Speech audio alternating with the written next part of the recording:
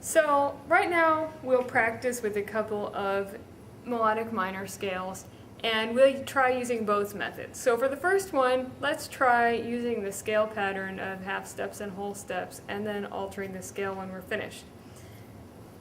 We'll start on C.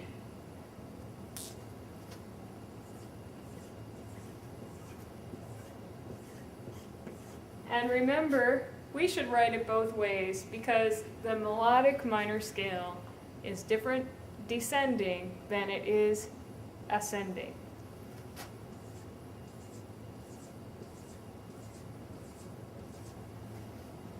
Now that we've got that done, let's go ahead and fill in the notes for the natural minor scale on the way up and on the way down too. Why not? We have a whole step, yes, and a half step. So we need an E flat, then we need a whole step to F, another whole step to G, a half step to A flat, a whole step to B flat, and a whole step to C. Got that? Now let's copy the accidentals from this side over to this side. And by accidentals, I mean the flats.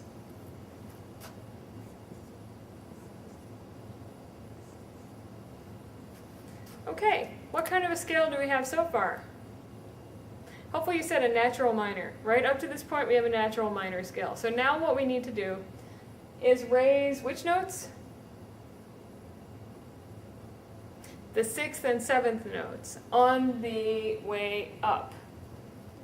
So they were flat, and now they'll be natural. So let's change our flats to natural signs on the way up.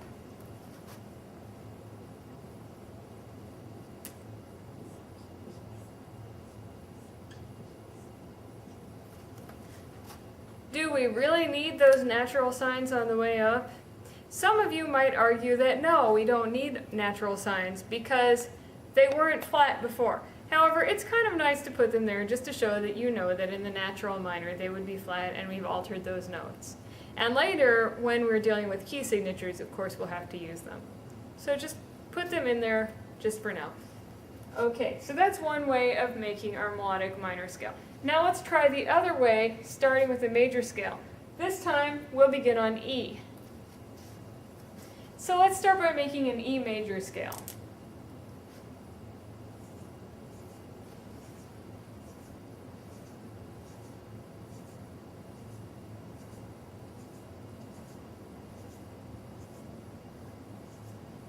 Okay, so for this one, we need a whole step, which would give us F sharp, another whole step, gives us G sharp, half step gives us A, a whole step gives us B, a whole step here gives us C sharp. Let's jump down to the C sharp so we don't run out of room. And we need another whole step, so we have D sharp, and then a half step puts us on E.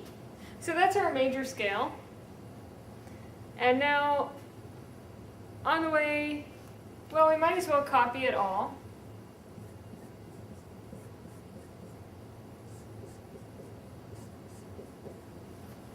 Now remember, when we were making a natural minor scale, we lowered which notes? The 3rd, 6th, and 7th. And the descending portion is going to be natural minor. So we can go ahead and lower the 3rd, 6th, and 7th note. 3rd,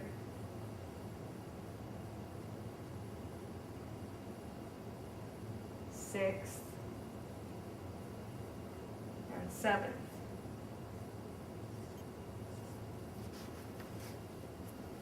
In the ascending portion, however, which notes are we going to lower?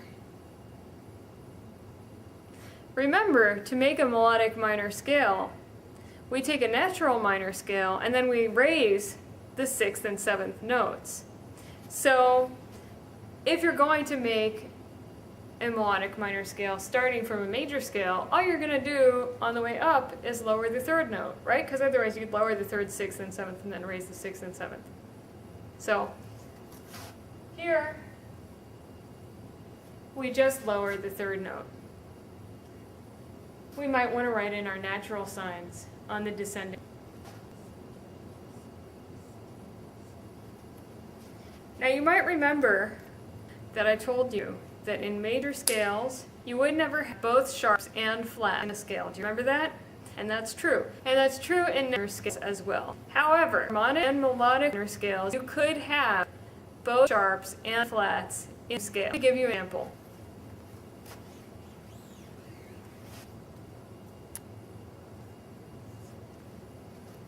Let's make a harmonic scale on this note, which hopefully you can read as D.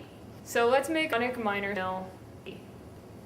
Go ahead and pause the video, restart it, think you know the answer. Hopefully your D harmonic minor scale is like this. Now as you can see, we have a flat and a C sharp next to each other. So in this case, we do have both sharps and flats.